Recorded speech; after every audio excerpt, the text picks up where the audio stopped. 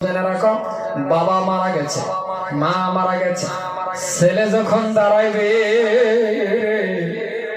ছেলের সামনে যখন দাঁড়াইবে, কোন ছেলে যদি দাঁড়ায় যায়, সামনে যখন তাকায় দেখবে, বাবা এটা আমার জনম দুঃখনী মা, এটা আমার বাবা। যখন বলবে আল্লাহু আকবার, তাকায় দেখবে আমার বাবা জীবনের বিদায় দিতেছে। ছেলে যখন দাঁড়ায় বলবে আল্লাহু আকবার, আল্লাহু আকবার, তাকায় দেখবে এটা আমার মা, সেই মার গর্ভের ভিতরে আমি 10 মাস ছিলাম। দ্বিতীয় তাকবীর যখন বলবে আল্লাহু আকবার, তাকায় দেখবে আরে আমার মা তো আমার কত কষ্ট করে লালন,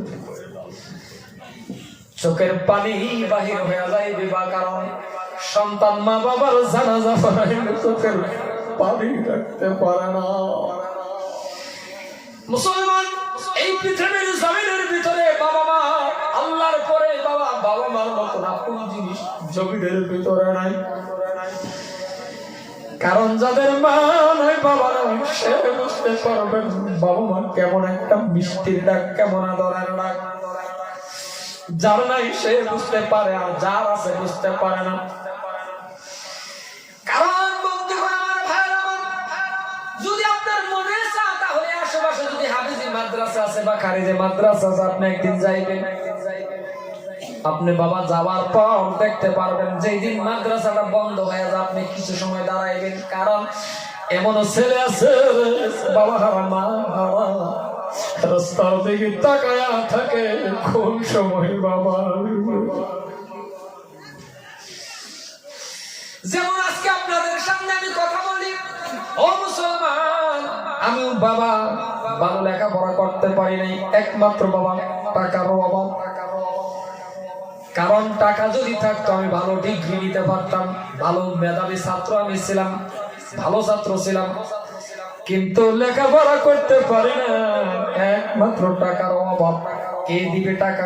কে আমাকে খরচ দেবে?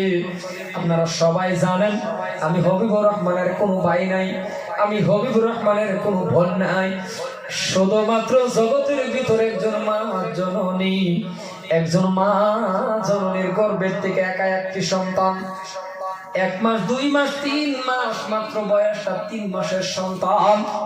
ওই টাইমটার মধ্যে আমার বাবা মারা যায়। আজকের দিন পর্যন্ত আমি গুনাহগার জিন্দেগির মধ্যে বাবা ডাকতে মানুষ